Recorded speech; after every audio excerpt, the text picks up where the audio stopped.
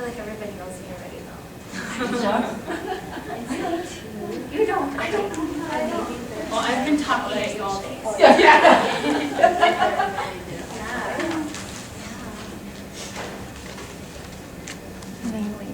I hope lunch was good. So they actually, Seducto actually makes all the food. We give them the recipe. So maybe I should have asked, did it taste like Hmong food? Maybe before I told you that. It was pretty close. Yeah, it was pretty close. Did you have the lot? Did anyone have the lot? Yeah, was it pretty close? I tried it. I thought it was pretty good.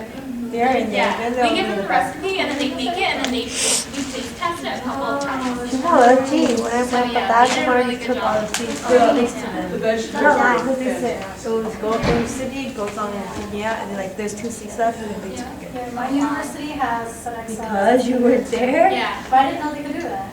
Yeah, I think that Seducto is pretty flexible. Like, well, I guess it depends on the staff because I go to St. Kate's and then we had Seducto too, but the staff, they weren't really flexible. But the team here, they're like so open and they're on your side.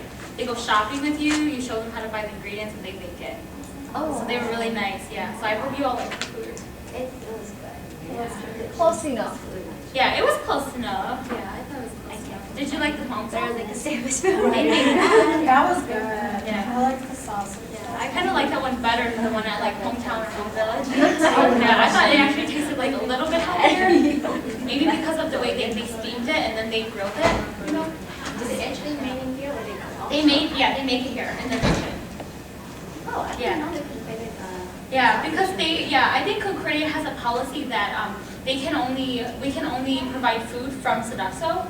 So that's like the contract that we signed. So every year when we organize the conference, we give them, the recipes. And I think because this is our 5th year, so they've had 4 years of making, the I always thought that they can cook in here, but they cannot make the sausage in here from scratch. So. Yeah, I think they do make it. Okay, so I think it's time for us to start. And here is Mysee. Mysee, she's a student graduate from St. Kate University with a Bachelor of Art in the Women's Study.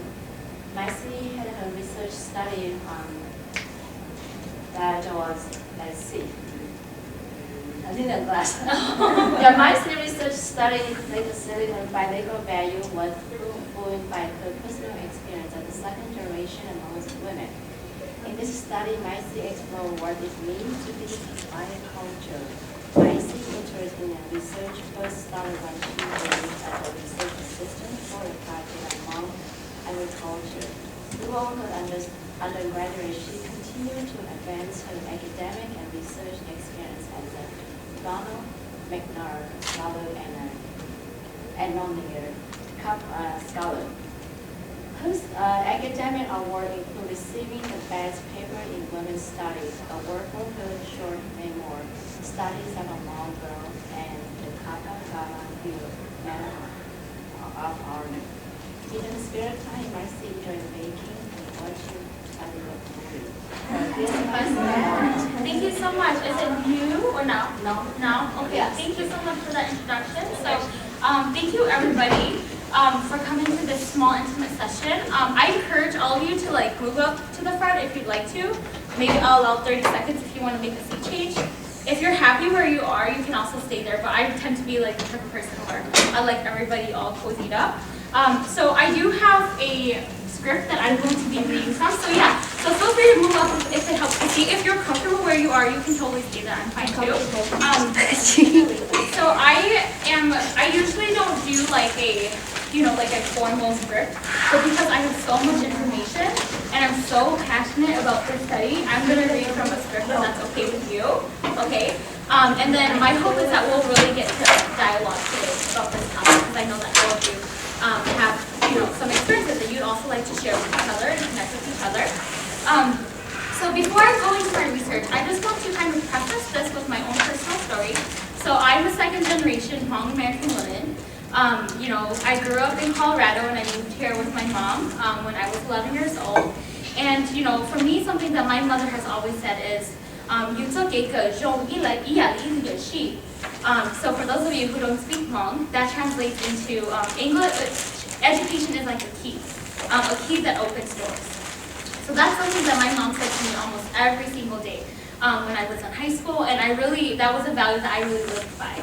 And so I chose to pursue higher education when, many of my friends in middle school dropped out and got married, and had kids, and, there's 16 of us, and now only 8 of us, graduated from college. So that was kind of the time that I was growing up, and I just find it ironic that as I pursue higher education and follow what my mother has told me, I feel like I'm dragged farther and farther away from her.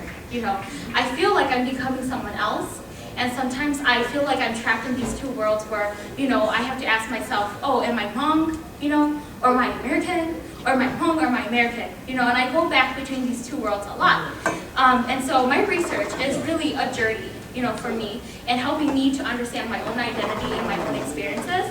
And I have so much to share with you about that, but I'll kind of just stop for now because I can go on and on about that. So I'm going to go into the research piece, and I'll try to come back and move it back to the story. So thank you for everyone who just came in. Feel free to make yourself cozy. I'm going to move into the project. So as There are more seats in the center. yeah, there's more seats there, so feel free to come here. As now mentioned, I'm a Ronald E. McNair Scholar. So for those of you who are currently in college, I encourage you to get involved in that program if you have it at your institution. It's a program that encourages first generation, low-income students of color to go into graduate school, whether it be master's level or PhD level, okay? So it's very competitive to get in. Usually the cohort size is about 12 to 15, depending on the school that you go to. But they provide very intensive training from like how to research graduate schools and apply to graduate school to how to do research. And so for me, I was really fortunate that I made the cut and I got into this program, and the program I got into was located at the University of St. Thomas, where I was mentored by a faculty in sociology. And, I was just really thinking that she would hold my hand and, help me through it, and she was like, nope, it's your project, it's your option to learn and do research on your own, So she said, go with what you're passionate about and go with what you're interested in. And this was my passion, and she said, why not do a whole project on this? So she was very supportive, and I got to do everything from scratch. So I stand before you today because I have the honor of being here, but I want you to know that I'm no expert, okay? I have none of the answers. I only have a lot of questions. So I encourage you to share your experiences with me today so that we can dialogue and really learn about this process, okay? So do I have your buy-in? Are you okay with contributing? Okay, I hope so. All right, so this is just a brief agenda of what I'm going to try to do. I'm going to try to be brief in my presentation so that we have room for discussion and questions, which I've already brainstormed and brought up. So if you don't dialogue in mind, I'll ask you. Okay, so just letting you know. I'll go into my research, my literature review, what I focus on in my research.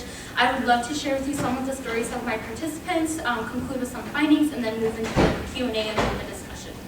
So if you need to use the restroom, feel free to excuse yourself. That's totally okay by me. So first I just want to draw your attention to my research purpose and question. So my purpose in doing this research was to really understand and explore the identities of Hmong American women and what is their lived experiences. When I first started as a scholar, a McNair scholar, I read a lot of books on assimilation and people who are second generation Americans, and there was a lot of quantitative studies. And I'm not really good at math. I don't know if all of you love math, or so for those of you who are good at math and love quantitative stuff, you go, but I was not that type of person. So I was really feeling like my answers weren't getting answered. And so I came up with recent questions that I really am interested in knowing about. So one of my questions was, how do Hmong American women come to understand their identities? And then another question was, how does higher education influence their identity construction, that process of discovering who they are?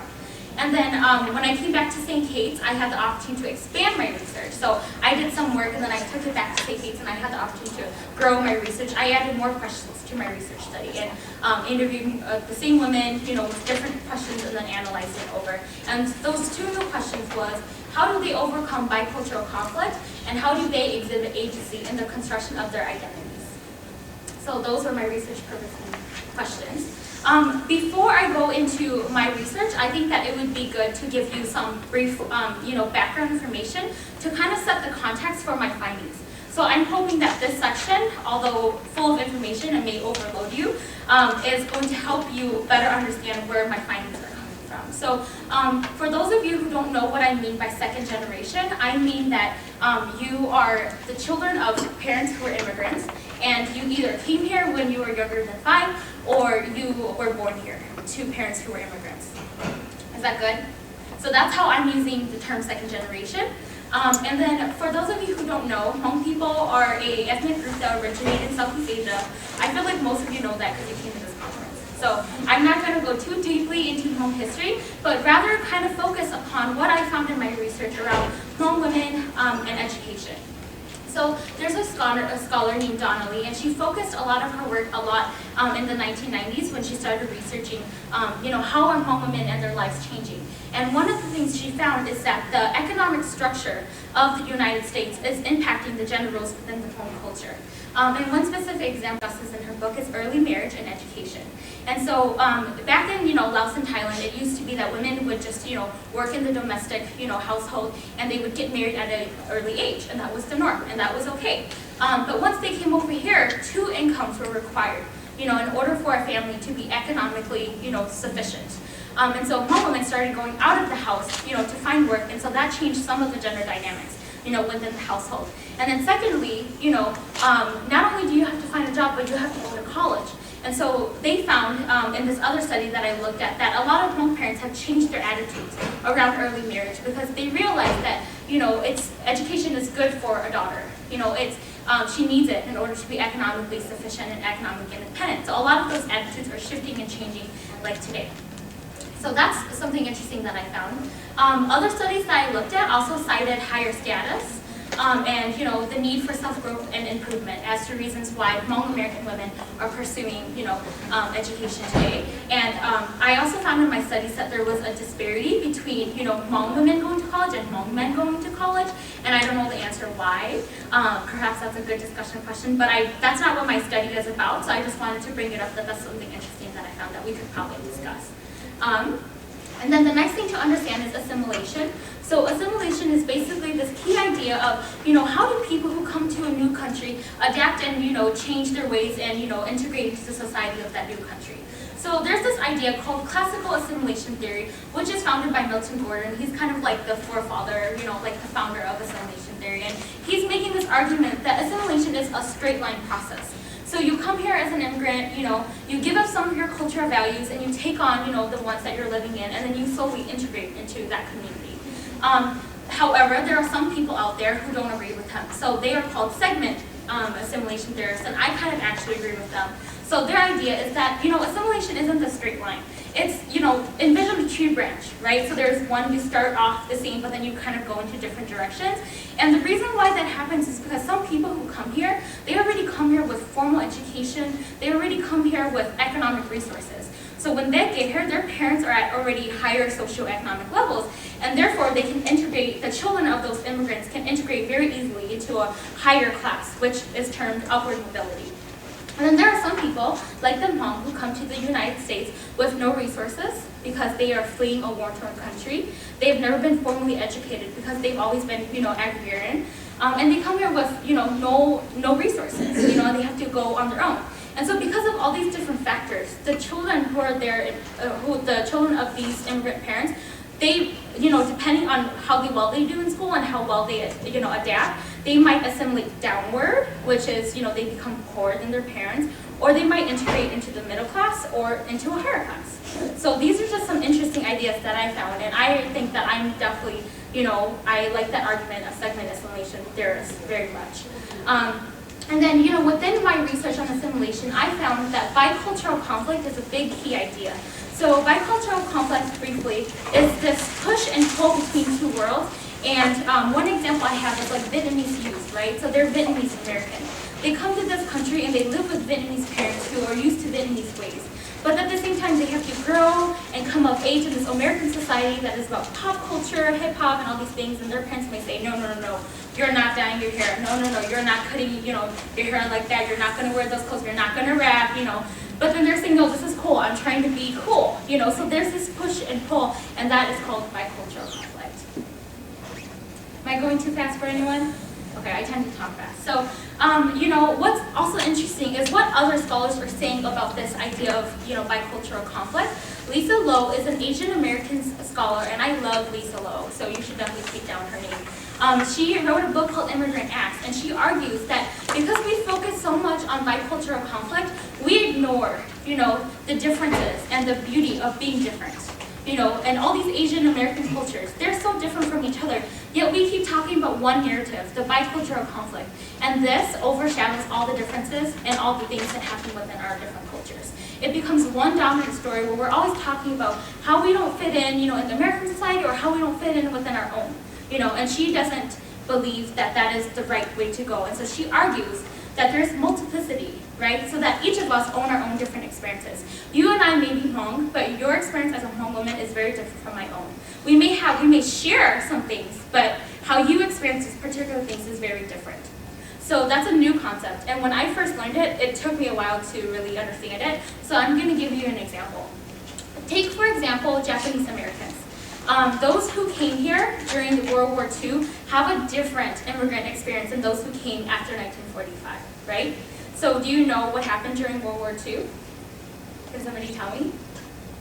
It's a situation here? In the Japanese internment? Yes. So yes, you're correct. So the Japanese internment camps, right? So Japanese Americans who came to the U.S. during that time experienced a lot of, negative feedback about their identities, right? So today, if a Japanese person were to immigrate, they have a completely new experience. So that's just one example that I hope I can provide you to help you grasp this concept of multiplicity. So this idea about different identities and different experiences kind of goes into this other idea of intersectional identities. And some of you may have already heard this in your humanities classes or your sociology classes, but this is something I love and I love to study. So intersectional identities is this idea that we have many identities. I may appear before you as, Asian. I may appear before you as, a woman, but I also have many other identities within me. So I'm Catholic, that's my religion. Something that may not be obvious is my sexual orientation, So I have many identities within me that's not, apparent. But we possess all these different intersectional identities. So why, when we ask people about who are you? Why do they only give us a simple answer about I'm Hmong, or I'm a woman, or I'm this? Because there are other superstructures, right? Like racism, sexism, ageism, heterosexism, all these things that operate, that impacts how we choose to think about our identity.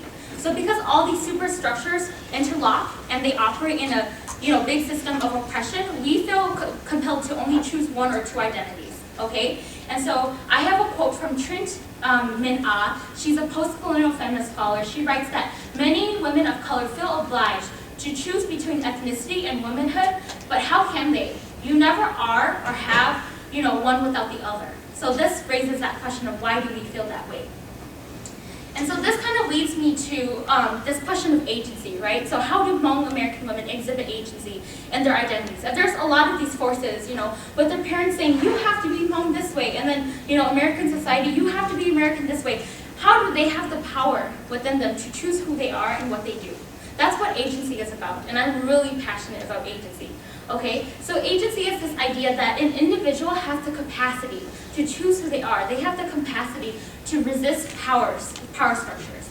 Okay, and sometimes when I first started learning about this idea of agency, I thought about it as it has to be big. Somebody has to be very powerful, has to be the president, has to have political power. But no, I read a book by Salva Mahmood, and her definition changed my mind about agency. So I'm just going to read a quote here from her book. She said, we should keep the meaning of agency open and allow it to emerge from within semantics and institutional networks. Delete it from progressive politics. So essentially what she's saying is, let's not look at agency as this, big concept, but let's look at it as, something ordinary, something everyday. What is something little that you do every day that proves you have some power, to resist dominating structures, okay? Does that make sense? Okay. So I just want to remind you my research purpose and question again before I move on into the narratives. Okay, and so I'm going to share a little bit about my methodology. So I did a qualitative, research project because as I was mentioning, I wasn't a big fan of, reading the data. So qualitative just means that I chose to analyze stories and, talk to people. And I had the, opportunity of interviewing 5 Hmong American women who are from St. Paul, Minnesota. All of them were second generation. They graduated from college. All of them are married, and 2 of them have a bachelor's, 2 of them have a master's, and 1 has a PhD. So those are the different educational levels. And after I interviewed them, I took their stories and I analyzed, I transcribed each of them, and then I broke them up into different themes. And I just can't begin to tell you all the different things that I learned. But I'm just going to be sharing 2 major themes that popped up in my research for you today. So those themes are difference. A lot of the women that I interviewed spoke about difference in terms of their experiences with race, class, gender, ethnicity, and cultural differences. And then they also, talked a lot about agency. So this wasn't something that I proposed that they had to talk about it. It was in analyzing their stories that I realized agency is a big theme here. And so they showed agency in their interviews through consciousness, and I'll explain what that means in a minute. Reclaiming or redefining their identities, how they created, a space for themselves, and also about how they talked about their community and their passion to lift their community up. So I have a lot of different women's stories here today for you. However, I don't have a lot of time to share all of them with you. So they're there in my slide. If we have time, I can go back. But I'm just probably going to share 2 of the 5 stories for you today. So I first just want to introduce you to Lee. She's one of my participants, and she is a proud mother of 2 girls. She's a local community activist. She's very passionate about racial equity. She sits on, the board of a charter school. And, surprisingly, when she started telling me her story, she talked about how she hated being Hmong. And so I'm just going to read here a quote from her. You can feel free to listen to me, or you can read along on the screen as I read to you. So Lee said, I needed to turn away from being Hmong, and I struggled with that. It was a huge conflict. I would fantasize about being white. I always thought if I was a white girl, I would have friends over for a sleepover, or I would be able to go for a sleepover. I thought if I were a white girl, I would be able to have my own car, my own room. I would know what the word vacation means. I would go vacation with my family. I would be able to go shopping whenever I felt like buying something. I also thought I would be able to go to school, get my master's, my PhD. I would be able to do all of that. And my family would live in a house with 2 cars, a dog, and a white picket fence. That was the end goal, to be like that. Because I thought that was what was better. Because I saw that was what was better. I believed being white was being better. So as you can tell from her interview, she's talking about difference here, and she's alluding to race and class differences. What I think is interesting is that she colludes race with class. So here, from her interview, I can draw that, somehow, to her, being white means being rich, and being Hmong means being poor. And agency also shows up in her story when she starts to talk about how she chose to raise her daughter. So at first she had a negative experience about being Hmong because she was getting all these signals about what it meant. It meant being poor, it meant being, like this. But then, when she had her child, it started changing for her. And she said that while in college, I had a child out of wedlock. Having my daughter taught me a lot. I would say that it made me really look at myself. It taught me to appreciate the Hmong culture so much more than I ever thought. It took me back to my original roots. It forces me to look at my own internalized racism and deal with the hurt and start healing. Now I have 2 children who are biracial, and I feel it is up to me to teach them about being Hmong, or teach them about the Hmong culture. I don't need to teach them about being white because that's all around them. It is what's dominant. I sent them to a Hmong charter school where they learn to read and write Hmong. I'm so proud of them. They speak better Hmong than me.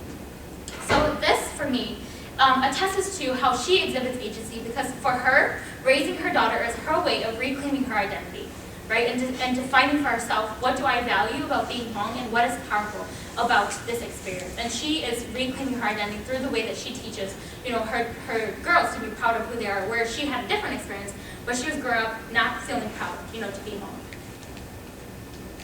And also, I want to draw attention to the fact that she used past tense when she was talking about how, she hated being Hmong. She said, I would, I thought, I'd be able to, I believed. And so this use of language demonstrates her consciousness, and how racism, affects her identity. And this is something very small that some analyzers could miss, but I picked up on it after 12 times of reviewing her script, I thought that's so powerful. It's so small, but it demonstrates to you that today she's conscious. Her mind, is no longer in that phase where she's internalizing the racism. She has the power to say, I've overcome this. And I thought that was a very powerful sign of agency. So I wanted to draw your attention to that. This is Belle's story, which I don't have time for, but I would love to introduce you to Blia. So the next woman I'm talking about, she's also a very powerful figure within the Hmong community. She's very passionate about ministry and about helping couples get along. And so when she grew up, she said that she felt she was torn between two worlds, and the word that she uses is bifurcated.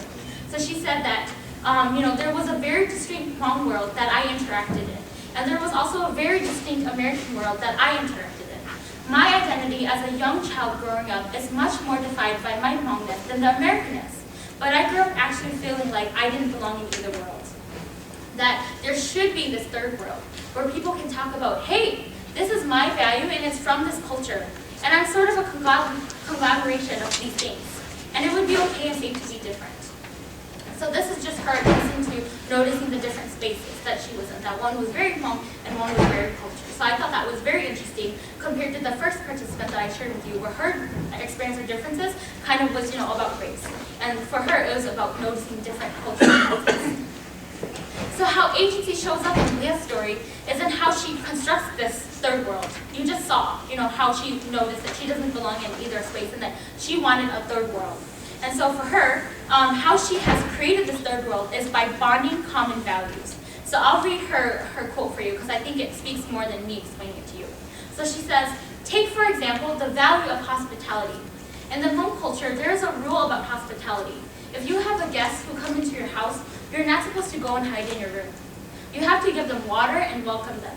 As a Christian, my faith says it is important to be loving, to treat others with kindness. So out of my Christian faith, I follow the value of hospitality because it is my faith and that I should love and treat others with kindness. And that inspires me to be hospitable towards others. So this is a really good example of how she's making the best of both worlds, right? She's taking what she loves about the Hmong culture and what she loves, about being, Christian, and she's merging them together. She's constructing that third world that can be in between these two worlds that she keeps feeling, are tipping over. And not only does she combine what she likes, but she critiques what she doesn't like on both ends. So I'll read this as an example. She says, one thing I see in the Hmong community is that women are scared to speak and lead in public. I see this in the Hmong church that I attend. It was explicit in the sense that they teach women to remain quiet in meetings. I always try to challenge the norm and speak up. When we're at meetings and the women are quiet, I'll speak up and give my opinion. I do this in both worlds, both Hmong and American. At work, you hardly see Asian people in decision-making positions. It's usually assumed that if you're Asian, you're quiet. So I speak up as well and challenge that norm. So this really just attests to how she's really, pulling and mulling this third world that she belongs to. And she's challenging norms on both ends. So I'm going to go into the concluding thoughts. There's still so much more to share, but I just want to share with you some key points, from my findings and what I really walked away with. So for me, I think the biggest lesson to learn here is that identity is very complex, and that although some of us may feel that we are pulled towards either a Hmong or American identity, it's really not about the push and pull between the two. It's really about being both, right? So if you think of a hyphen, not like, a slash, but a hyphen. Being Hmong and American, not Hmong or American, okay? Lisa Lowe and Vic No, two of the scholars that I really admire, urge us to complicate the discourse on identity and take away that binary opposition in identity construction. Okay, so they're saying that a binary construction of difference uses a logic that prioritizes the first term and subordinates the second, right? So what they're saying is that we have to get away from thinking Hmong or American, Hmong or American.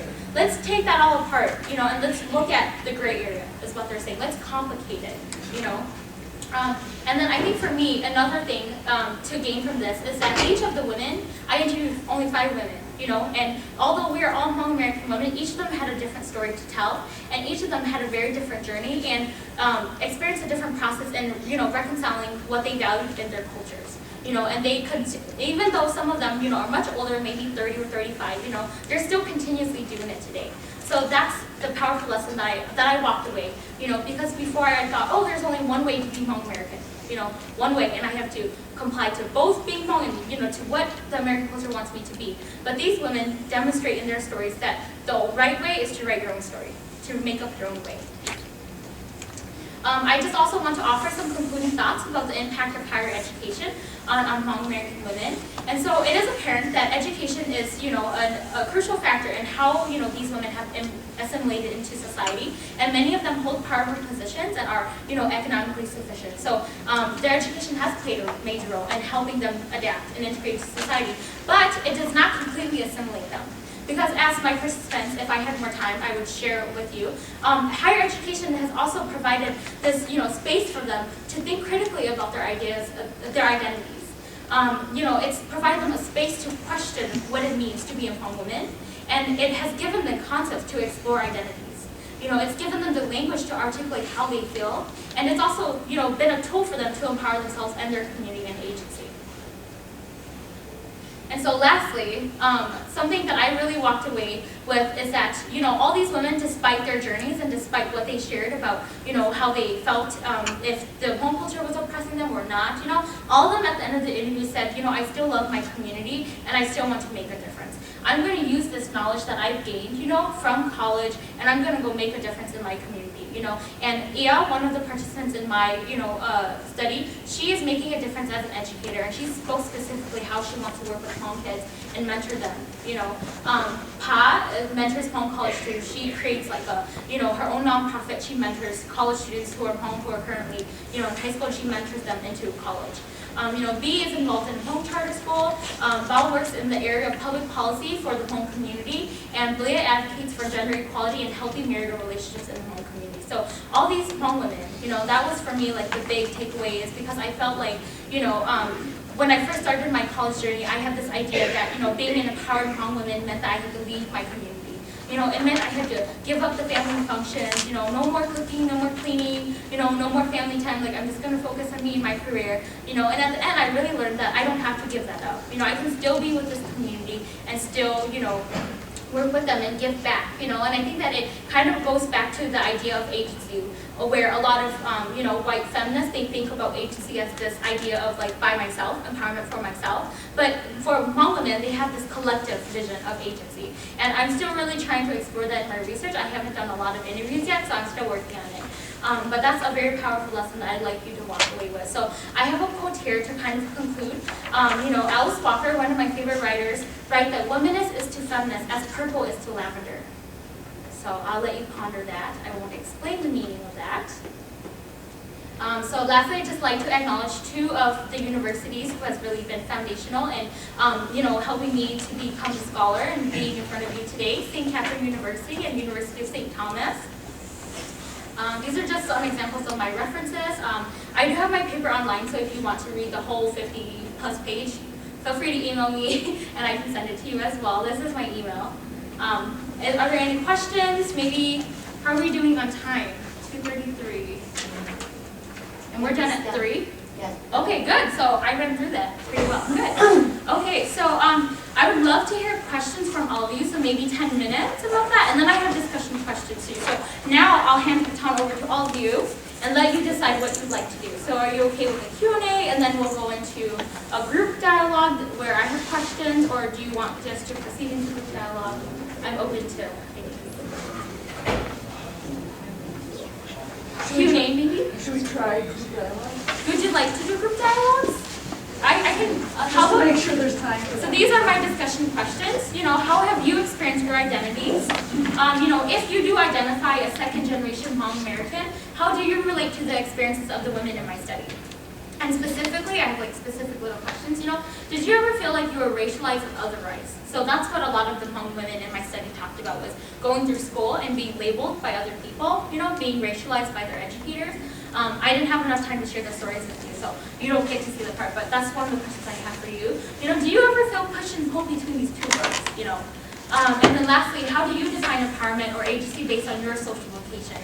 And by social location, I mean like, your specific, if you identify, as your gender, your socioeconomic class, your education status, your hetero, your sexual orientation. That's what social location means. It's like specifically how you identify with all these little things. And I can explain that more too. So these are the discussion questions. How about I do like Q&As first, and then we'll move into the group discussion question.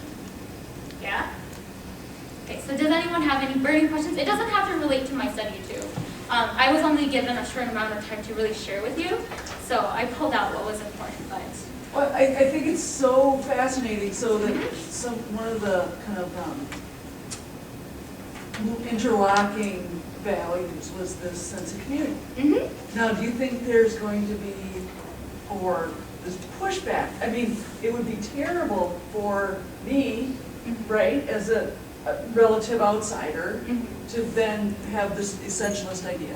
And then I'm going to go, okay, you Hmong people love to work in community, so let's start doing some community things. yeah. And so I just think that while it was amazing how community is so important. Yes. Okay, so that's such an important value. And I can say honestly that every time, I mean, all of my extracurricular work, extra work that I do here, all has to do with the Hmong community. And I love it because it's communal. We're doing it all together, right? Yeah. And so that is a value that I have as well. Yeah. So I think that's a very, I really appreciate that you're really stepping out of the box and realizing your place and position, right, in this room and, in your worldview. And I really respect that value, so thank you for saying that. And I think it's important for you to say that, right, like this idea of community and, are you essentializing, right, as an outsider to say, oh, this is a value that all of you share. Because some of us may not be that interested, and I kind of have a two-part. One, a lot of the women in my study that I interviewed, a sense of community of, having, being Hmong, of, being communal was something that all of them attested to. Because one of my research questions was, how did you feel growing up being Hmong, and having a strong sense of community. They all talked about relatives, and going to family functions. Many of the women that I talked to were, animists, and so they often talked about that communal setting, of like being together. So I would say that was, a shared experience between only the 5 women that I interviewed, And for myself, I feel like the reason why we have such a strong communal value is that because it's so integrated into our social structure. So all of us have a last name, right? Who are Hmong, we have a last name. And our family does not, end where it's our mom, our dad, our sister. Our family is our aunt, our uncle, our grandma, and not only just from our paternal side, but our maternal side. So, my sense of family is like this, versus where in America, your sense of family is your little nuclear family. But no, for me, when I say family, I mean like everyone. And I think that it's because of that clan structure that provides that social structure for our experiences, and that's why it's so communal. However, as a Hmong American woman, who's in the 21st century, where I'm second generation, and I sometimes find myself that this clan structure that we live in is becoming irrelevant to me. I no longer want to abide by its rules sometimes, because for me it says I eat the scraps and the men eat first. So how do I deal with those moments? At the same time, I love seeing all my cousins and I love seeing all my aunts, but I hate that aspect of it, that I need to serve. And I also find that, for me, the way I socialize with my friends is very different.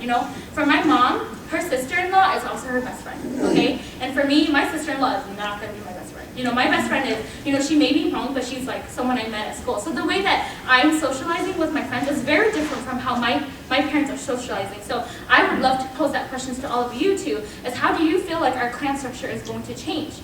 Is the clan system going to change in the next 2 years, 3 years, and how will it change and how will it impact our structures, right? Because many of our cultural traditions, cultural belief is rooted in that system of clan, right?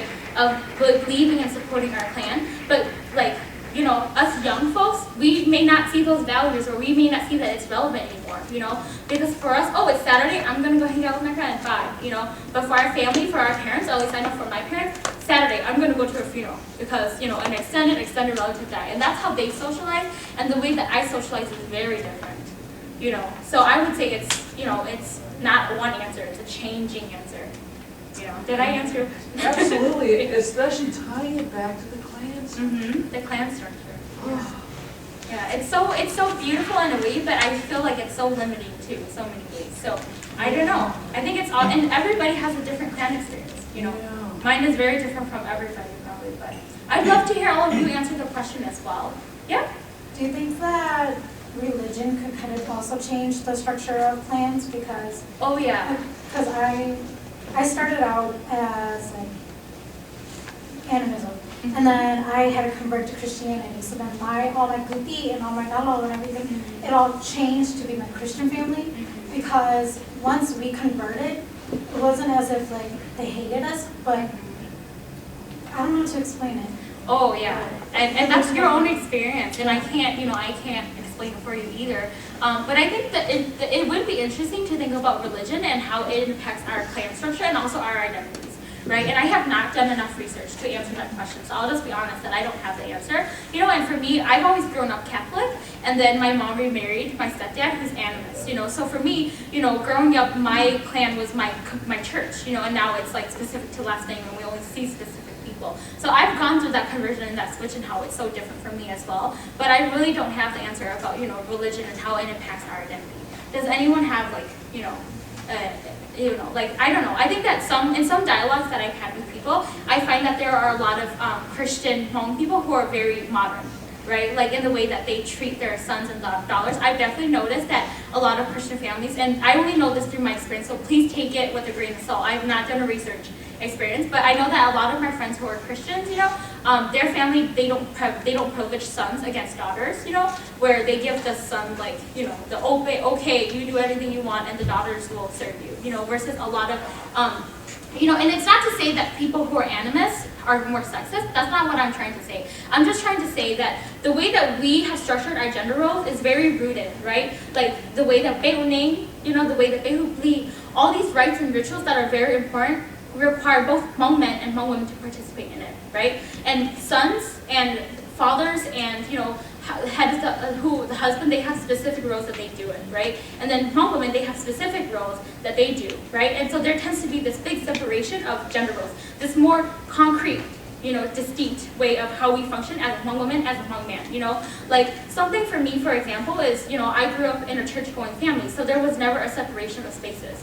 We, Hmong men and Hmong women in my family ate together at one table, okay? When my mom remarried, I knew that it was different because all the women could only go in the kitchen and all the men sat outside in the living room on the table. And we couldn't go and we had to serve the food, but we had to eat it last, So I'm not trying to say that one is better or the other. And I don't want you to walk away with me saying that, oh, people who are animists are sexist, because that's not what I'm trying to say. I'm just saying that the way that gender roles are structured is very inherent in our clan structure and our religion, right? And so how we live those out defines, what we understand to be a Hmong man or a Hmong woman. That's a long answer. Yeah, does anybody have any response? Yeah? Okay, I'm moved from China. Mm-hmm. Oh, that's probably completely different. In China, the Hmong culture are influenced by Han Chinese. For example, what is a good wife in the moment in China? A good wife should be responsible for all of the housework. It should not feel to keep talking with another man outside her home. Yes. So I don't know. I want to know that how the Hmong in America, what is the good housewife in the Hmong's ideals? Okay. I think they're still very similar. Similar? Yeah. I think that they're so similar. Right? I would love other people to, I would love other people to chime in. I think that young Hmong men today who are growing up maybe don't share the same values or the same ideas anymore. But I know a whole handful of people who do, and then I know a whole handful of people with different ideas. Okay. So it really depends. But other people, please. Yes, share. I have experience because I came to the country very young as a parent already. My own kids before I came to the country. And my husband's family, they're very traditional as well as my father's side of the family. However, during the time that we were still with our in-law, I still had the rules of everything had to do by the permission. Once we were out of the home, and my husband is very understandable too. So for his vision, being a good wife is you be able to put yourself out there in the community, bring in income, be able to get an income stable, be able to socialize with professional people and be in a professional environment. And that's how he sees what a good wife is. And what I see as a good husband, when you come home, you will be helping with the family. It doesn't mean that you have to change diaper or get a bottle ready for the baby anytime, but we have to balance our life because this life is all of us. So we have to balance our life, share the chores at home. It's not you're doing this, I'm doing that, but whatever is need to help, we just jump in and help. And we have 5 boys and a daughter. And our boys be taught that you need to learn how to cook because you live in this country and you still very traditional family. And, but we raise our kids a totally different way. Your boys, however, you still need to learn how to cook. You still need to learn how to clean the house. Someday when you're married, we don't know whether you will be the one that bring more income or your wife will be the one. Maybe you'll be the one that end up and stay home with them, taking care of the kids. So that's we have to train our kids in a totally different way from how we were trained by our parents. Yeah, and I mean, I think that this is a relevant, like part where I was talking about multiplicity, right? In my research and how like this idea that we all may be Hmong or Hmong Shuo or Hmong Mika, but we all have these different experiences, and that answer is not, we can't have one answer that generalizes for all of it, because each of us have a different, a different experience and a different path. So that's kind of where multiplicity comes back again, Yeah, but thank you for asking that question. Yeah. Anybody else who have questions or comments that you wanted to chime in? Anything that like really resonated with you from like the research? So I would love to ask my question now since I answered a couple of questions already. So, these are my 3 questions. So I would love to hear from 1 or 2 of you before we end our session, which, is it already over? Mm-hmm. No, we still have 10 minutes. We still have 10 minutes left. So does anyone want to chime in? I have these questions, or if you wanted to connect your thoughts to something else. It's totally free to, yeah? I am second generation, and like I have felt like the push and pull between 2 worlds. Like even at this point, sometimes I question like, am I really Hmong? Because I'm very Christian, and like sometimes when I'm at school with other non-Christian Hmong people, they talk about all these traditional things they do that I don't do because my parents are like, no, that's for back animism and stuff like that, shaman stuff that we don't affiliate with, so we don't do those things. And they talk about it, and I'm like, that's how traditional, like our ancestors did it, and I don't do it, am I still Hmong? And like, if I'm not Hmong, then am I American? But then I'm not really American either, because every single time somebody looks at me, they're like, where are you from? And I'm like, I'm from Minneapolis, and they ask me again, no, but where are you from? And I'm like, I don't have a country, So I was like, I don't know what to answer if I'm not from America. I don't know where I'm from either. I can say where my parents are from, but I wasn't even born yet, so I'm not really from there either. Does that make sense? That makes this sense. push and pull, I don't know which Yeah. identity to choose. So every single time somebody asks me, what's your ethnicity? I'm just like, I'm Hmong American, and they understand the American part, but I have to go and explain what the Hmong part is. And then some people will be like, oh, are you from Mongolia then? And I'm like, no, the Mongolians are Mongolians, they're not Mongolians. And I have to explain that part too. Yeah. I just want to thank you so much for sharing that. I know that sometimes it's hard to share, and I feel like every word that came out of your mouth was exactly what I said when I was first year in college. Like I always sat in like the classroom and just vented about this and be like, this is what it feels like, And I think that what you're speaking to is how those superstructures that I was talking about operate, right? To make us forced to choose one or the other, You go to, you have Hmong friends who may be animists and they say, oh, you're not Hmong enough because you're losing the culture. You're a Christian now, you're losing the culture. You're not preserving it, and then you don't feel like you're Hmong. And then you go outside and you're like, okay, fine, forget it. I'm going to be American, And you go outside and then all these Americans say, no, you're not American. You don't look like us. You don't eat like us. You don't talk like us, So what are you? Are you Mongolian? And then you get that pushback because of these superstructures that operate, And I feel like for me, I was in your spot before. I, came of age in Buffalo, in Buffalo, Minnesota. It's a very white town, very small, friendly white town, and it was really hard for me. And what saved my life was a low voice, and the book Bamboo Among the Oaks. I read those books every night, because, and I was a home teen editor too, and Peña's was also a home teen editor with me. And so those 3 things helped me to really navigate, those identity crises where I was one or the other. And I think that my advice for anyone who feels like that is to be strong in who you are, and to understand that there's no one thing, Some people, they assume that being Hmong is one thing, that we have to share all these experiences. But remember, we all have to own our different experiences. And it's okay to be Hmong, but not share the same definition. I'm still creating what my definition of being a Hmong American woman is. Someday, when it's ready, I'll publish it out there, but I'm still working on it, So just be strong in who you are and figure out how do you have agency.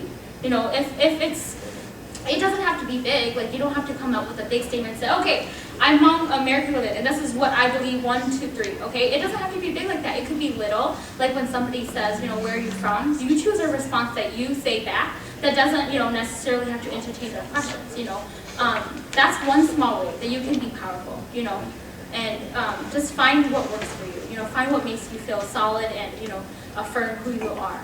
Take classes in sociology and women's studies, I think for me, I wouldn't be up here before you talking about this if I didn't have these classes that really encouraged me to think about this, because I think that as Hmong, American, children, we are pressured by our families, right, to succeed financially because we come from a survival mindset, where we didn't have much, and so our parents are always like, be doctors, be lawyers, and so when we go to college, we always think, oh, business, doctor, we always think about these professions that will get us money, right? But we don't have time to take classes like women's studies or sociology that really helps us to talk about these things, And I was just sharing with you that I went to Buffalo High School, where there was not a lot of Hmong people. I was one of 2 Hmong girls, and they always thought we were best friends because, we were sit together, but really we didn't like each other because she really liked reading romance novel, and I was like, oh, I'm not reading that type of stuff with you, And so that experience was so hard for me because I would get on the bus and they would say, ching ching chong chong ling long, I would get on the bus, and the moment I got on the bus to the moment I sat down, they would say that all the way until I got home and I got off the bus.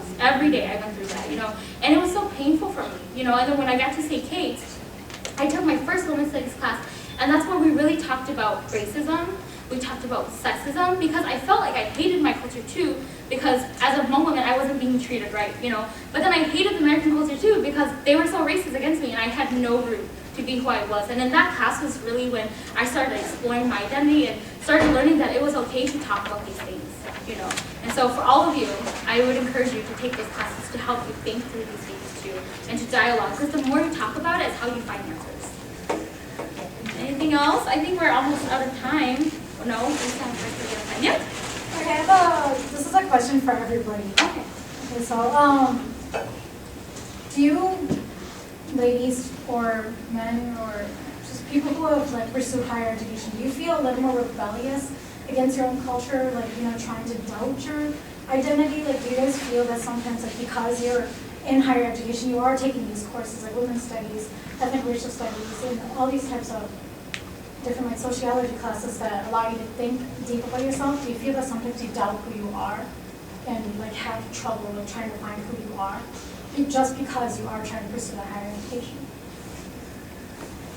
That's interesting because I never felt that I doubted myself, and in fact, I feel more empowering and almost obliged to educate my family and my parents about what I've learned to help them educate my younger siblings that there is no such thing as gender roles, and that it's important to go to school and to learn about what it is to be a woman and how hard it is to fight for a place out there, especially being a businesswoman or politics, anything. And I think being able to educate your parents to give you that support is just as empowering as being understanding or understanding about yourself. Does that make sense?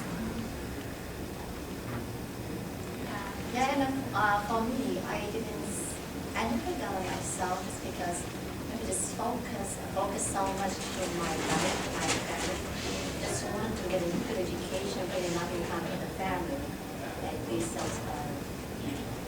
stable, that's pretty much what I focus on. So, and I pretty much told out what other people was telling me, saying about me, just focus on what I want to do. That's pretty much it.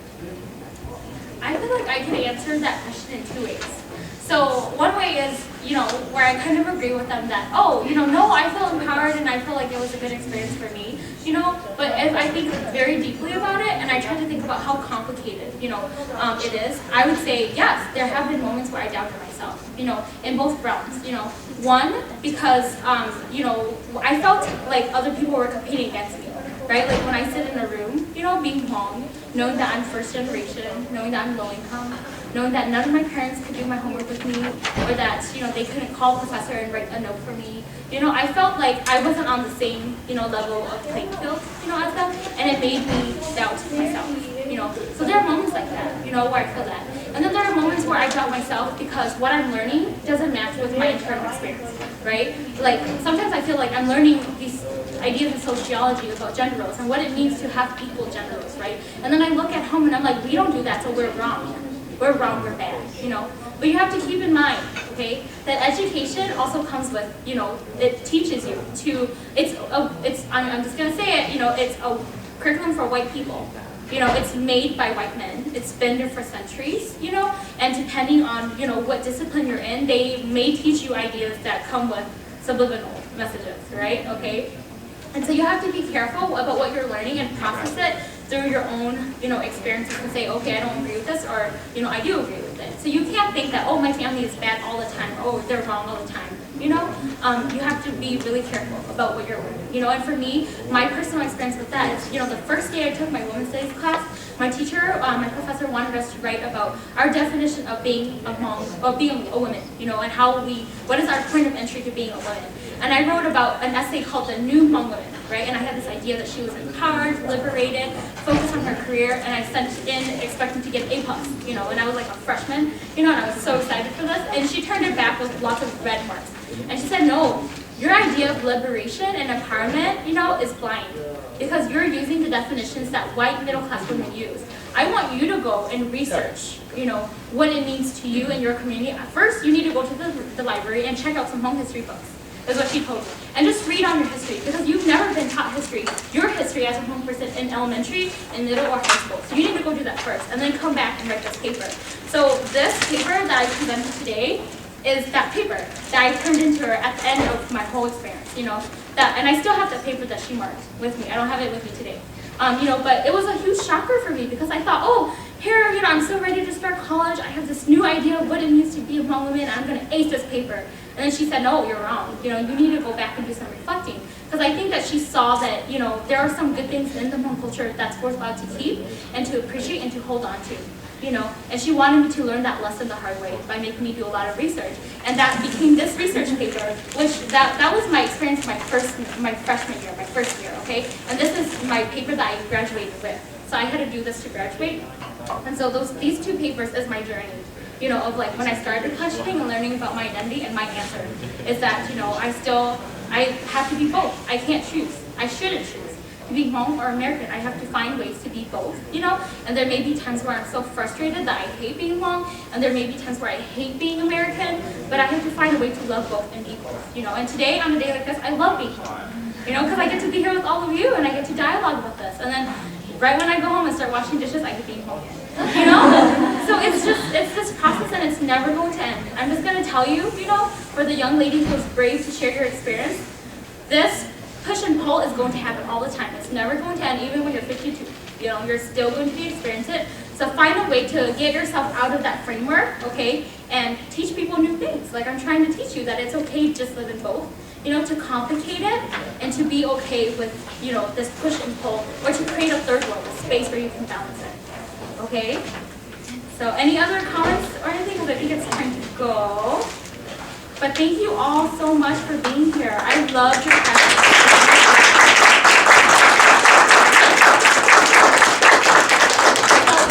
Email, feel free to email me, okay? For a lot of you college students, I'm so passionate about mentoring you to go to a PhD program or for anything, okay? Feel free, I'm your big sister, okay? Write to me, I will always respond back. This is correct, so yeah. So I will totally respond back, okay? Okay. Thank you so much. Yeah, thank you. Yeah, oh, thank you.